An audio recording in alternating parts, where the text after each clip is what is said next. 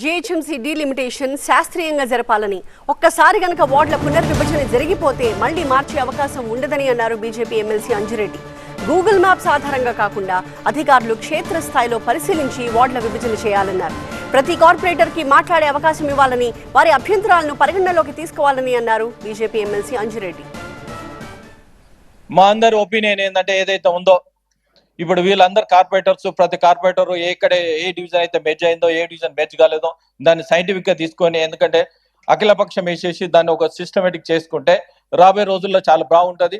ఇది ఎందుకంటే ఇది ఒక్కసారి డివిజన్ అయిన తర్వాత డిడెంట్ చేంజ్ కాకుంటుంటది. ఈ చేంజ్ కాకున్నప్పుడు, డివిజన్ కాకున్నప్పుడు ఒక ప్రపోజనల్ గా సైంటిఫిక్ గా తీసుకోండి. సైంటిఫిక్ గా తీసుకున్నప్పుడు ఏంటంటే కొంత గూగుల్ మ్యాప్ తోని ఏదైతే తీసుకుర్రో అది కాకుండా ఎక్కడైతే ప్రాక్టికల్ గా తీసుకుంటే వాళ్ళందరూ వచ్చేసి దాని ప్రపోజల్ చేస్తే బాగుంటుంది. అదేవిధంగా ఏదైతే ఉందో వీళ్ళకు కూడా టైం ఇచ్చేసి, మీరు 2 నిమిషాలు కూడా 5-5 నిమిషాలు టైం ఇచ్చేలా ఒపీనియన్ తీసుకొని చేయాలని కోరుతా ఉంటాను.